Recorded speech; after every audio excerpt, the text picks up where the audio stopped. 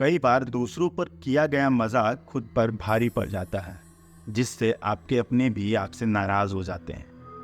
और कभी कभार कुछ ऐसी चीजें भी आपसे नाराज हो जाती हैं जो इस दुनिया की नहीं है, जैसे कि प्रेत आत्माएं।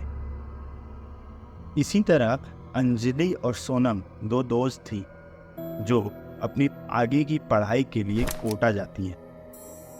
अंजलि पढ़ाई में बहुत ही तेज थी, जबकि इसके उलट सोनम मजाकिया स्वभाव की थी। वह अपने लाइफ में कभी सीरियस नहीं हुई। दोनों जेईई की पढ़ाई करने के लिए कोटा जाते हैं। वहाँ जाने के बाद वहाँ एक इंस्टीट्यूट में एडमिशन लेते हैं और एक हॉस्टल लेते हैं। हॉस्टल में अंजलि अपनी पढ़ाई को लेकर काफ़ी सीरियस रहती है, जिसके उलट सोनम हमेशा मजाक और मस्ती के मूड में रहती है। इन सब के बीच हॉस्टल में कई बार ऐसी घटनाएं हुई हैं जिससे बच्चे रात भर सो नहीं पाए। हॉस्टल में कई बार वार्डन ने इन सब चीज़ों को ढकोसला बताया, लेकिन बच्चों के बीच कई ऐसी कहानियां थी जो प्रचलित थीं। इसका फ़ायदा उठाकर सोनम ने एक दिन मस्ती करने की ठानी। एक रात वह अंजलि के सो जाने के बाद अपने कमरे से बाहर निकलती है और सामने वाले कमरे के पास जाकर डोर नॉक करने लगती है, जिसमें उस कमरे में रह रही दो लड़कियां सहम जाती हैं, क्योंकि रात के 2:30 बजे आपके कमरे के बाहर कौन ही आएगा। वह दोनों लड़कियां जब अंदर से आवाज़ लगाती हैं तो सोनम कुछ भी नहीं कहती। वह चुपचाप वहाँ से भाग जाती है। कुछ देर के बाद वह वापस आती है और फिर से डोर नॉक करती है। यह सिलसिला तकरीबन रात भर चला। सुबह जब सोनम अपने इंस्टीट्यूट जाती है तो वह उन दोनों लड़कियों को देखकर हंसने लगती है, क्योंकि उन दोनों लड़कियों की हालत बहुत खराब थी। वह लड़कियां रात भर से सोई नहीं थी। सोनम का दिमाग और भी खुरापाती हो जाता है। वह सोचती है कि इन दोनों लड़कियों को और भी डराया जा सकता है, जिसके बाद अगली रात को वह एक ब्लूटूथ स्पीकर उनके कॉरिडोर में रख देती है और रात में एक ऐसी साउंड प्ले करती है जिससे कि ऐसा लगता है कि कॉरिडोर में कोई पायल पहनकर चल रहा। उन दोनों लड़कियों की तबीयत खराब हो जाती है और कुछ समय के बाद हॉस्टल में छुट्टी की अनाउंसमेंट होती है।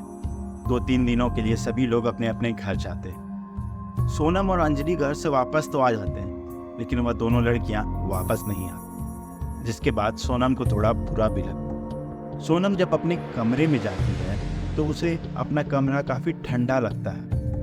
कंपेयर अगर करें तो अंजलि जिस कमरे में थी वह नॉर्मल टेम्परेचर पर था, लेकिन सोनम का कमरा ठंडा पड़ा था। वह इस बात को इग्नोर करती है, लेकिन यह बात नॉर्मल नहीं थी। 1-2 दिनों के बाद उसके कमरे से बदबू आनी शुरू हो जाती है। वह सड़े हुए मांस जैसी बदबू थी, अजीब सी।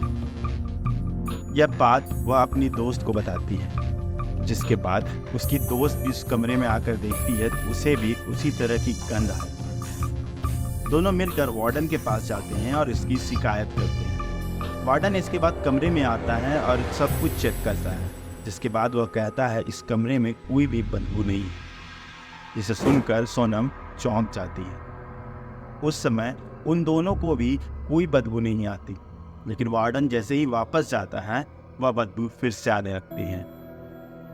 सोनम का दिल कह रहा था कि कुछ तो गड़बड़ है, लेकिन वह मानने को तैयार नहीं थी, जिसके बाद वह अपनी दोस्त के साथ ही रहने लगती है। कुछ दिनों तक अपनी दोस्त के साथ रहने के बाद वह सोचती है कि यह सब नॉर्मल हो जाएगा, जिसके बाद जब वह अपने कमरे में वापस जाती है तो उसे अजीब सी फीलिंग होने लगती है। वह जब भी पढ़ाई करने बैठती तो ऐसा लगता कि कोई उसके पीछे खड़ा है। जब वह रात को सोने जाती तो कोई उसकी कानों में फुसफुसाता होता। देर रात जब उसकी आंखें खुलती तो ऐसा लगता खिड़की से कोई उसे झांक रहा है। यह सब घटनाएं दिन बर दिन बढ़ती जा रही थी और सोनम किसी से यह बात शेयर भी नहीं कर रही थी। आखिरकार थक हार के उसने अपनी दोस्त अंजलि से यह बात शेयर की, जिसके बाद अंजलि ने कहा कि तुम ज़्यादा सोच रही हो, तुम ऐसा करो तुम मेरे कमरे में सो जाओ और मैं तुम्हारे कमरे में सो जाती हूँ। सोनम को यह आइडिया ठीक लगा। अंजलि कुछ दिनों के लिए सोनम के कमरे में शिफ्ट तो कर जाती है, लेकिन अगले दिन से ही उसका बिहेवियर बदल जाता है।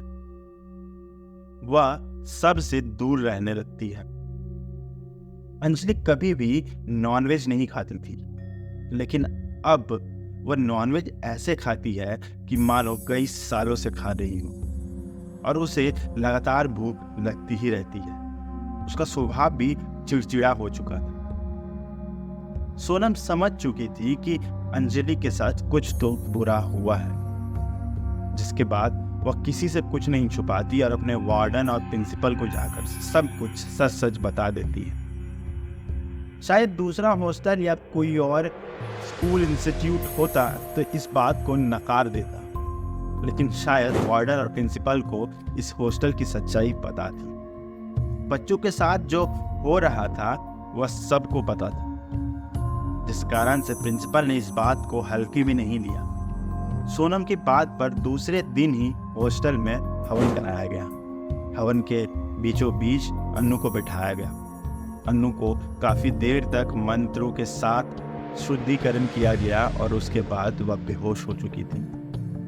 कुछ समय के बाद जब उसे होश आया तो उसे पता ही नहीं था कि पिछले 4-5 दिनों से वो क्या कर रही है। इस घटना के बाद उन दोनों ने उस हॉस्टल को तो छोड़ दिया, लेकिन उस हॉस्टल से जुड़ी हुई उस बुरी याद को आज तक भुला नहीं पाई। एक्चुअली कोटा में कई सारे बच्चे पढ़ने जाते हैं जो अपनी कई सारे सपने लेकर जाते हैं। जब उनके सपने अधूरे रह जाते हैं या फिर वह अपने सपनों को पूरा नहीं कर पाते तो वो थक हार कर फैमिली प्रेशर में आकर ना जाने गलत कदम उठा लेते हैं, और अक्सर हॉस्टल उनका सबसे सेफ होम होता है।